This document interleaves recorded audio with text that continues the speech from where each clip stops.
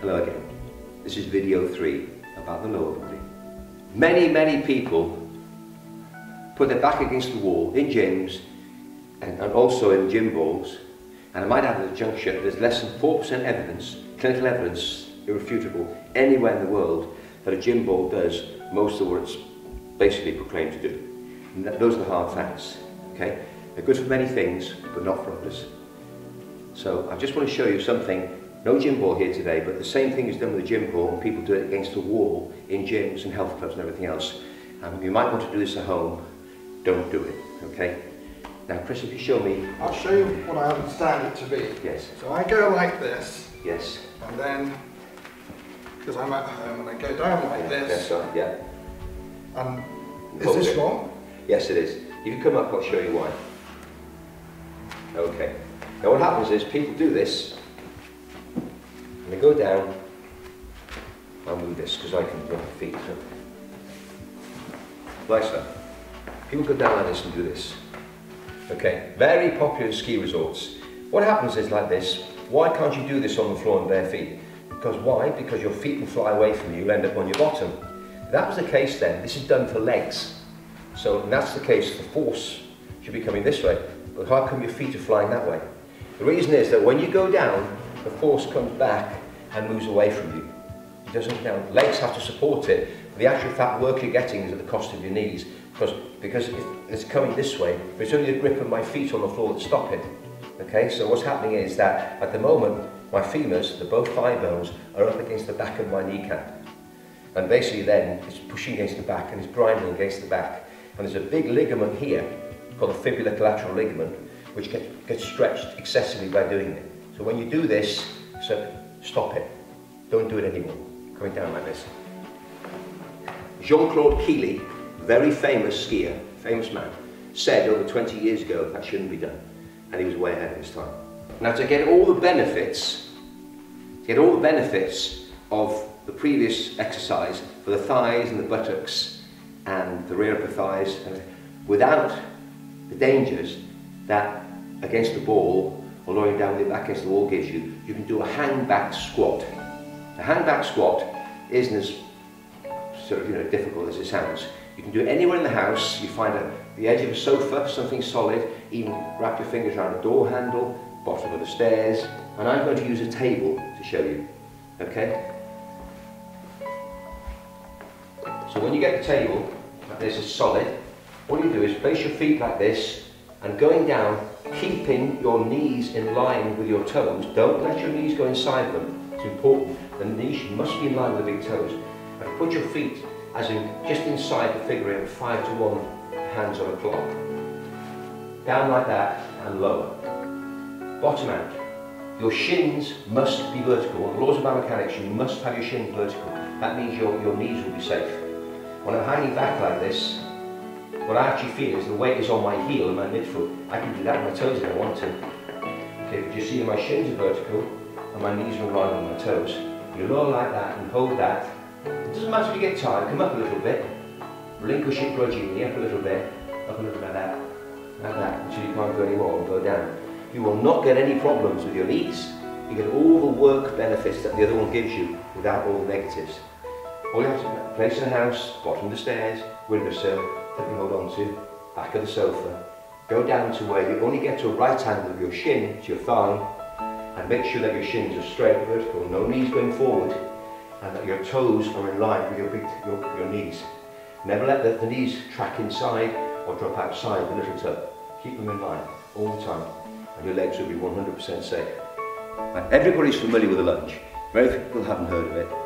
Okay, but it's remarkable how badly it's done, how wrongly it's done, and how the two types, one the long stride lunge and the short stride lunge, and why they're different and what is supposed to be achieved with them. There are problems with both of them.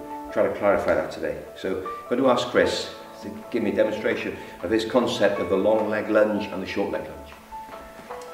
Well, I think it's like that, isn't it, for the long leg? And people normally got them down then. That's it. And for the short leg, I guess it's like that, I should think. Yeah. Okay. Or is that wrong?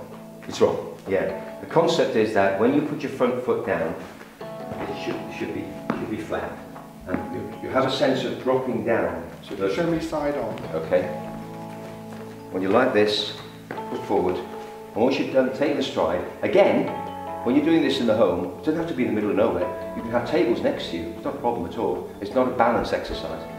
Okay, but while I'm here, I'll do it. So when you're down like that, okay, you drop down, and this shin stays vertical. Okay. So how far down should you go? Should your knee only touch? only to a right angle. That's all. So it's not to do with the leg going down. It's more to do with the knee. This is the working one. Yes. Right. Yes. The good thing about the lunge is the fact that the more you stretch your muscle and powerfully it contracts. So when you work this one, you're stretching this one. So when you come to work this one, you're stretching, it's more ready for the next set. So why shouldn't that knee be over more? Because you said it must be back. Why? The kneecap is, what you do, you scrape the back of the kneecap. You compromise it. You actually do the same to it as is done with your back against the wall and lowering on the actual against the wall when you lower yourself. And you don't like that. See, the kneecap is an anti-friction device. It runs on the patella ligament. And it must be free to move backwards and forwards to reduce friction. When you jam it doing that, it can't do its job. So is it the same doing this and then going back as it would be this and then going forward? Right. Is it the same effect? The best way to do a lunge is not to step into it.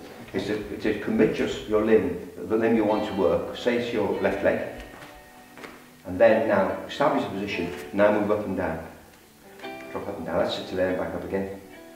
Yes, so then you can minimise, you see, no matter how careful you are, if you take a stride forward, your knee will go forward. By fixing the front position and then moving up and down in the lunge, you can do it this way, it's much safer. When you're at home, when you do this, if you put your foot under the sofa and put your shin against the sofa, it's impossible for your knee to go forward.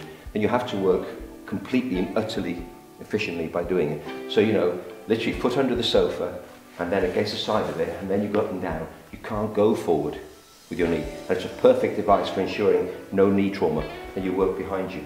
If you take a long stride, it's fine. The trail leg behind you is long, has no cue, but if you take a short stride, the ball of the right foot, in this Chris's case, is much closer to the left. So if you come back with that right foot, Chris, and put it closer to your left, okay, and again, and now lower, stick your bottom out and lower. You see, people lunge like this. Well, what's happening is the right leg has been traumatised, and people's knee becomes sore and they stop doing it, think it's part of the deal because of the lunging. In actual fact, it's not during the lunge the knee was traumatised, it's when it was behind in support. So really, to be really safe, the short leg lunge should never be done. You'll always be safe that way. You might sacrifice a little bit of leg work, the bum takes over, but in safety, it's much, much safer than the short-legged one. So the key lower body exercises we've done have been the lunge, the short lunge and long. Yes. And the hang back squat. The hang back squat. Yes, which overcomes all the problems you get from when you lower yourself down on the wall. So I see people in gyms doing squats. Is this the right way? There's lots of different squats. Well, when you squat like that, what you mustn't do is you must push your knees out when you do that. Okay, so you're too much like that. If you bring your feet in more like 5 to 1 on the clock, now stick your bottom, that's it. See, as long as your knee is in line with your big toe, that's the bottom line rule. If your knee is in line with your big toe and your bottom's out behind you to keep your shin as vertical as possible, then you're much, much safer by doing that. How low should you go? Is this right angle? Nothing too low? No. You're going lower than that, yes. If you lower, when your heels lift off, when you go down, the leg is projected forward and there's a lot of stress on the knee because you've got a very small area on the ground then and it's over your knee. Yeah. If you're having problems, okay, with your heels lifting off, then you need to basically stretch your calf muscles and get them more flexible. But make sure when you go down, your knees don't track inwards towards the middle. They must stay in line with your toes because many people go down like that and they do this. If you're going to do that, first thing you need to do is think about, I'm going to sit down. Then you do that. And you can do it. You're in line with the big toe. You can do it that way. People do calf raises. They do calf raises with the legs straight. To be nice and quick and succinct on this, okay, when the calf raise is done with the legs straight, it exercises dominating the curved part of your calf, called the gastrocnemius. Okay, what it doesn't do half as much is to exercise the much bigger part of the calf, which runs underneath from the back of you, under the curve bit, right round under and under your foot. It's called the soleus, after the Latin sandal, because it cups your heel. And the only way you can do that is to do it with legs bent. Now the best way at home to exercise your soleus is to go into a held squat position, bottom up behind you so your shins are vertical, and to do calf raises while you stay with your legs bent. I'll demonstrate. You've got the table at home, you're like that, same as your hand in that squat, down to there. Once you're down here, bottom out, then without altering the leg angle, you're like that. Up and down. Don't try and up or down in your legs, stay there, bottom out. More demanding, but very productive. And it's actually a stronger exercise for your calves. When you go up, just control coming down, don't drop. Come up, control coming down, but the legs stay bent. That's the only way you'll net the soleus. Straighten them, and you get more of this. Nothing wrong with that, but the stronger of the two is with the legs bent. Right, we've got to promote this because they're paying for the video. Right. So this is Nut Butter Punch, which we drink, and good stuff, drunk worldwide. Excuse me, are you drinking Nut Butter Punch? Could you come in, please? So you're drinking Nut Butter Punch, just as we are, and is it a good drink? Yeah, it's perfect. And are we paying you to say this? No. And we're not getting paid for this, so this is all a genuine plug for Nut Butter Punch.